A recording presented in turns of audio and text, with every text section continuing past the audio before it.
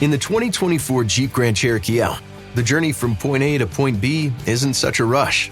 In fact, with 3 rows of spacious comfort, thoughtfully crafted luxurious design, and an available premium Macintosh audio system, you'll find yourself seeking out the scenic route more often, even if it's just another lap around the block. Jeep, there's only one. Visit Jeep.com to learn more. Jeep is a registered trademark of FCA US LLC. Welcome to Camp Sweet, where you can level up your s'mores by using Nature Valley chocolate crunchy dipped granola squares. It's a perfect hack for a memorable family bonfire. Nature Valley.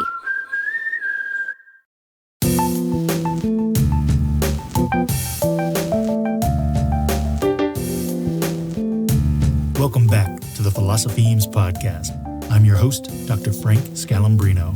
I'm proud to be part of the Evergreen Podcast Network. Thank you for being here.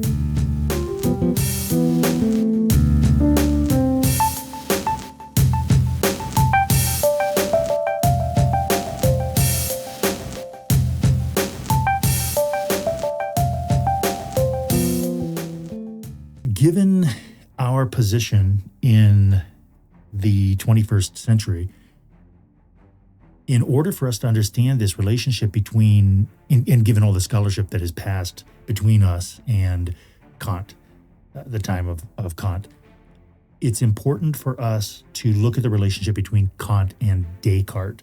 Like I almost feel as though I'd want to say something like the relationship between Kant and Descartes is the starting point for the conversation about the relationship between Kant and pretty much anybody else, right? And the reason that that is the case is because so many people, in fact, I was considering creating an episode titled something like, and maybe I still will, but titled something like Tendencies Among Catholic Scholars Regarding Immanuel Kant, or a common mistake made by Catholic scholars regarding Immanuel Kant. And this, I feel as though you can even find this among the Transcendental Thomists, which is shocking to a certain extent.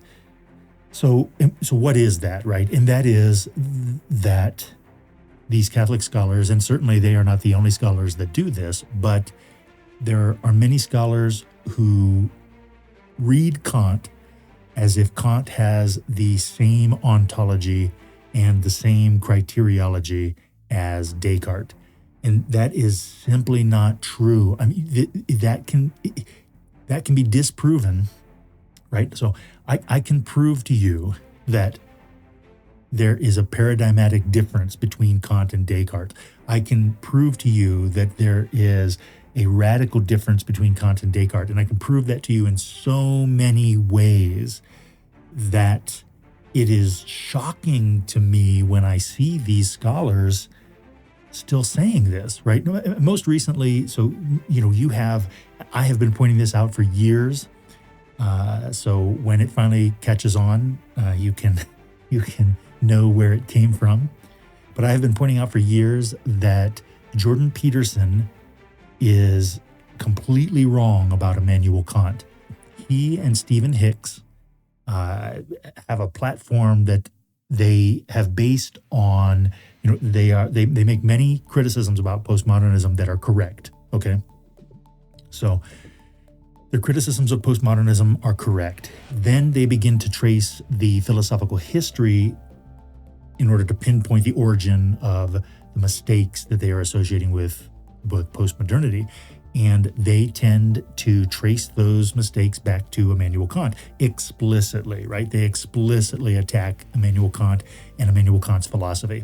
And now they have Bishop Barron from Word on Fire, which I purchased a number of his videos and watched a number of his videos myself. I mean, I feel as though some of those videos really are valuable.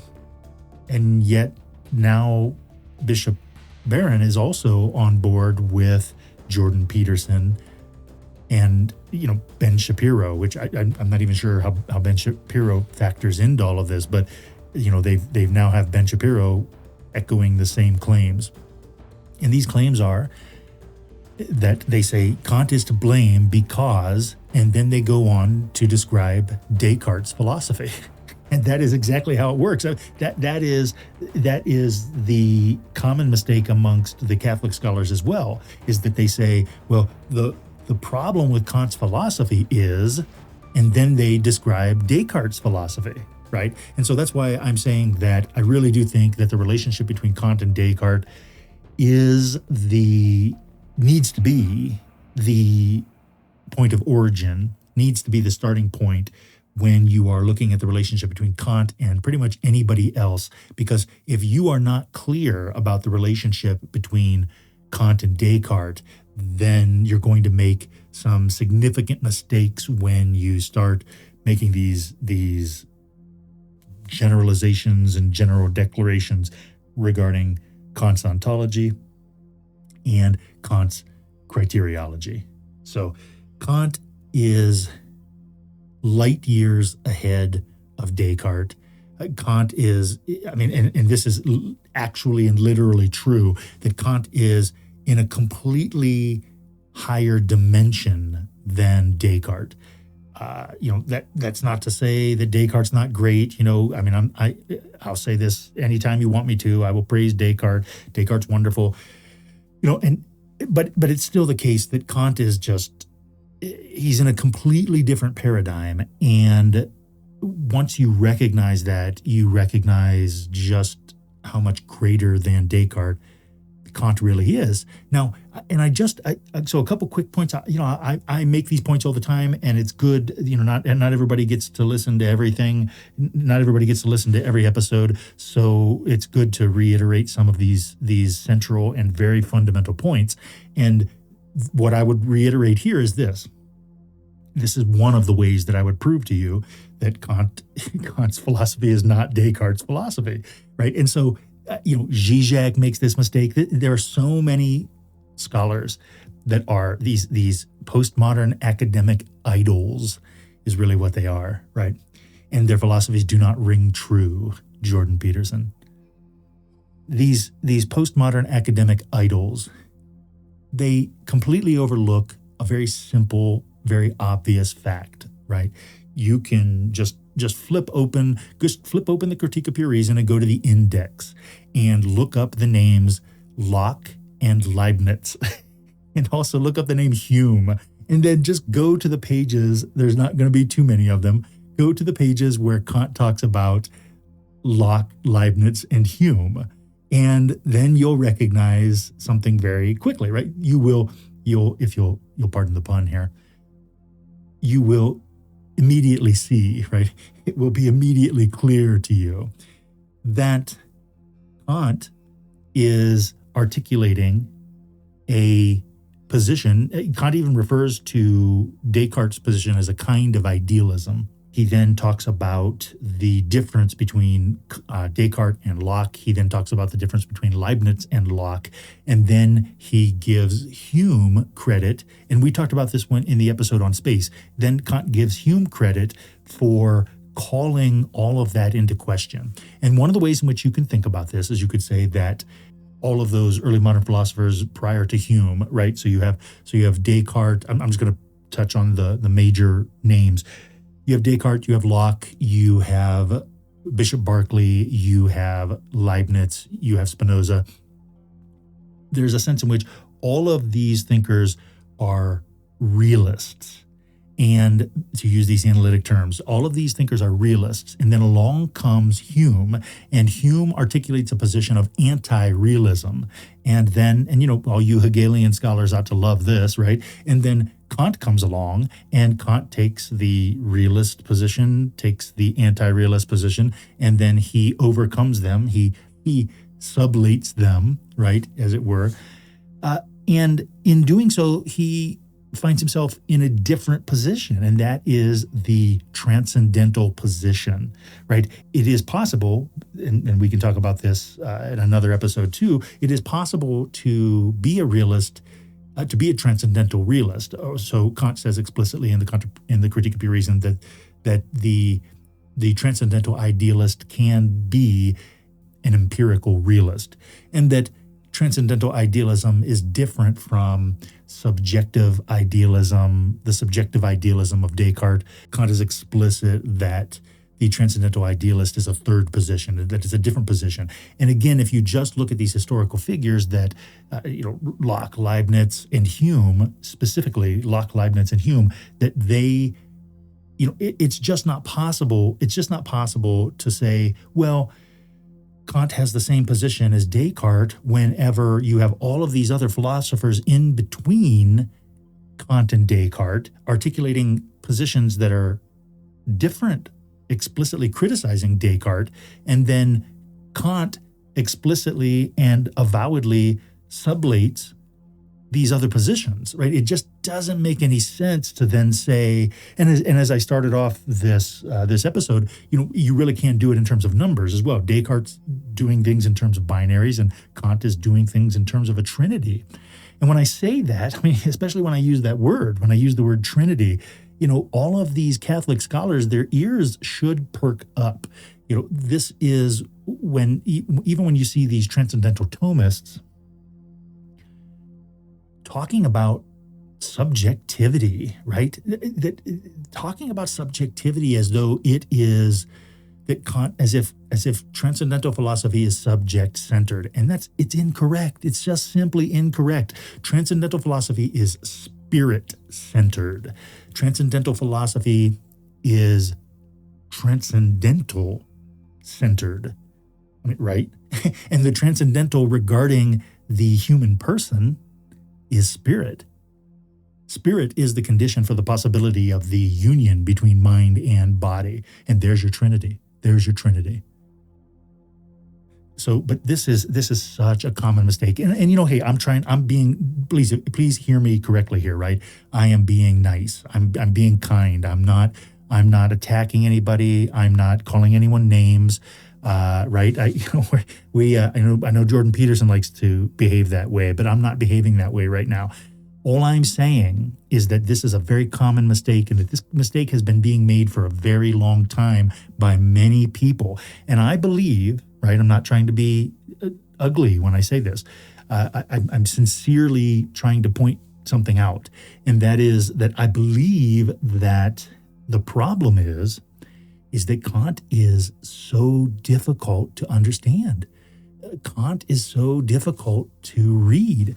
The Critique of Pure Reason is a very difficult text. It is one of the most difficult texts in the history of Western philosophy. So it makes sense. Look, I have a hard time believing if you listen to Ben Shapiro talk, if you listen to Bishop Barron talk, if you listen to Jordan Peterson talk, and none of these guys, in all fairness, none of these guys are philosophy professors, right? None of these guys are trained philosophy professors. If you listen to them talk, it is obvious that none of them have read the Critique of Pure Reason, right? And so if you, and again, hey, we are being ecumenical here, right? I am saying these things to try to help, right? I'm not trying to kick anybody here. I'm saying these things to try to help. And that is that if you think that you can explain why Kant is wrong or just dismiss Kant out of hand without ever reading, without ever even opening or looking through the Critique of Pure Reason, well, that's just really shoddy scholarship. And we don't want to be doing that. Kant is the solution. Kant is not the problem, right? But people who are not familiar with Kant, people who do not understand Kant, right? So I get it. I'm not trying to say that any of these people are dumb. I'm just trying to say that they're all very busy. They're all very busy doing things other than philosophy, and they want the conversation to turn out a certain way, right? They want the conversation to turn out a certain way. And they believe that in order to get the conversation to turn out that way, they need to eliminate Kant. they believe that they need to criticize Immanuel Kant. I think that, there are some, I met a philosophy professor once. It was a lovely day. We were essentially standing in a garden. We weren't standing in a garden, but we were, essentially standing in a garden. For all intents and purposes, it was a garden. Lovely flowers and plants and whatnot around. It was such a lovely day. And I see this gentleman approaching, and I greet him warmly. And I'm smiling and thinking to myself, this is about to be a new friend of mine, right? This colleague of mine. And I think we maybe exchanged some pleasantries. I'm sure that I exchanged some pleasantries because I try to exchange pleasantries with everyone, to open the conversation. And after the conversation was opened, he says to me, I love Aquinas. I'm a follower of Aquinas. And I said, Aquinas is great, right? He probably said St. Thomas. And I said, Aquinas is great. And then I said, I am really interested. I'm working on Kant right now because Kant is just so fascinating to me. And Kant is just this massive figure in the history of Western philosophy. And he looked at me and he said to me, well, and he clearly said this in a way as though he was upset with me for what I had just said.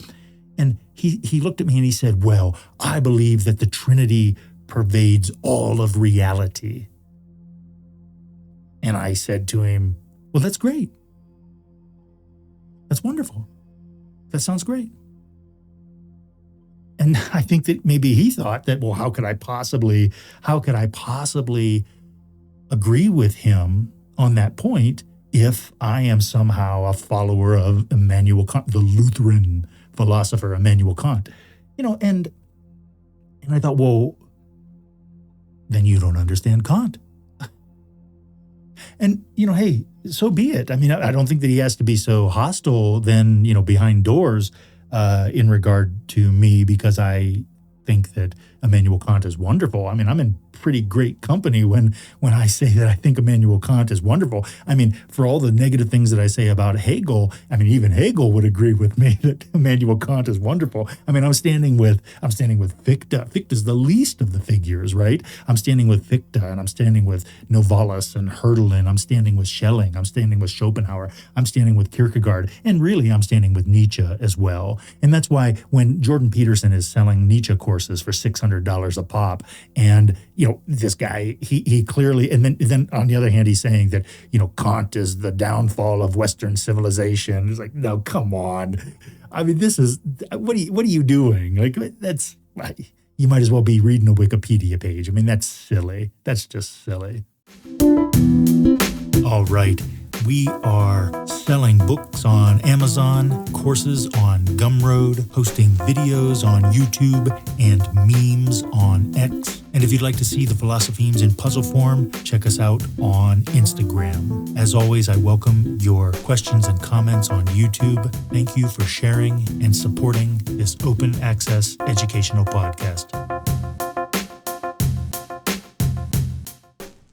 Ever heard of Stoicism? Chances are, if you have, you've heard of Stoicism with a lowercase s and not Stoicism with an uppercase S. Lone wolves, no emotions, antisocial behavior, cold indifference. All that is Stoicism with a lowercase s. Stoicism with an uppercase S is the ancient Greek philosophy and virtue ethics framework that centers on service to the cosmopolis, to include your family, friends, community, and planet, and the development of a good moral character. My name is Tanner Campbell, and I'm the host of Practical Stoicism, a 3 times a week podcast teaching Stoic principles and concepts to anyone interested through the exploration of texts and deep dives into various moral topics. You can find Practical Stoicism where you're already listening to podcasts by searching for Practical Stoicism or by going to stoicismpod.com. I invite you to give it a listen today. You just might like it. This is Mark. And this is Wes. We'd like to tell you about Close Reads, a philosophy podcast where we comment on philosophy texts in real time. We give you the experience of reading very difficult verbiage without you having to actually do that. We cover the big names and the figures you've always wanted to know more about. And share our insights from 15 years running the Partially Examined Life podcast, downloaded over 50 million times. Join us on Close Reads.